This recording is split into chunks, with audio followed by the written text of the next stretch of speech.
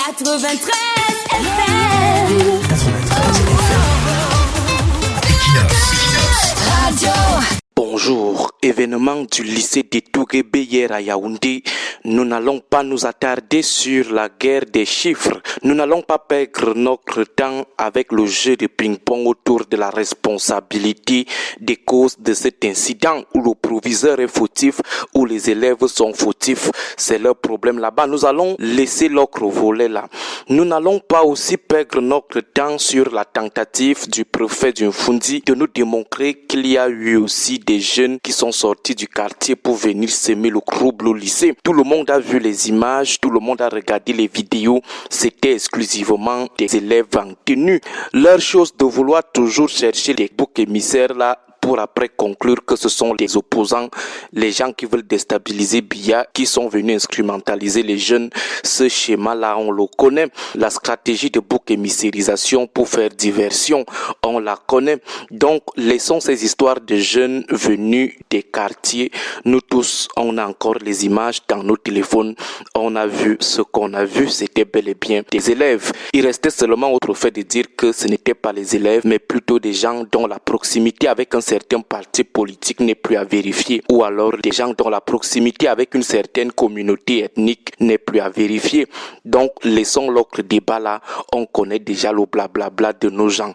Parlons plutôt de deux situations qui doivent nous aider à mener un débat de fond. D'abord, les élèves, les petits enfants de 12 ans, 14 ans, 16 ans qui ont le courage de saccager, caillasser une voiture, vandaliser leur établissement. Des jeunes qui puisent le courage, on ne sait où, avec toutes les chances de se faire identifier, de subir des sanctions, qui vandalisent avec un terrible sang-froid. Ça nous a marqué et ça interroge profondément.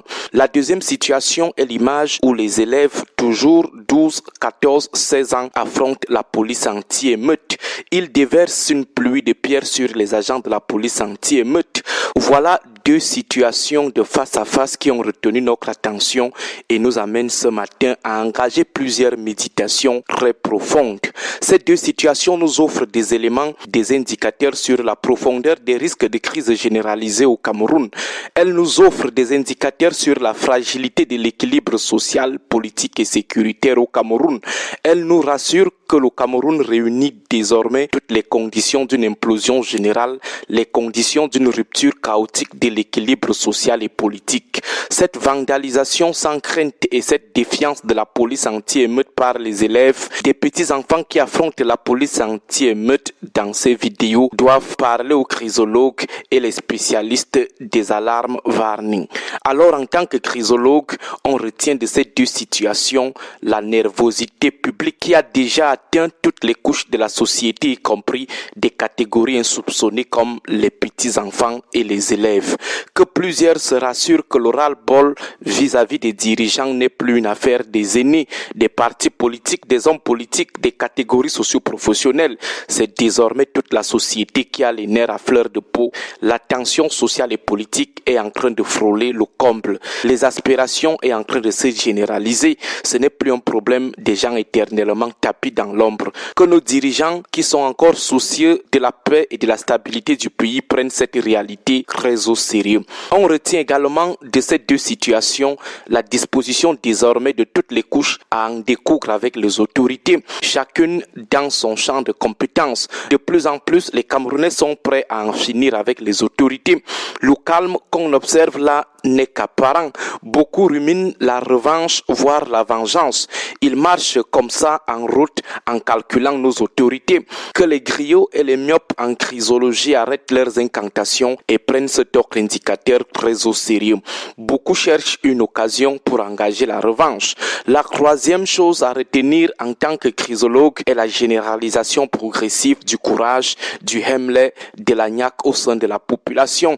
Ceux qui pensaient jusque-là que les Camerounais Camerounais sont mous, qu'ils ne sont pas suffisamment courageux, que ce sont des poltrons, des peureux, doivent désormais se décramper. Ces images venant du lycée de Touguébé nous renseignent à suffisance sur les niveaux de pénétration du courage chez les Camerounais.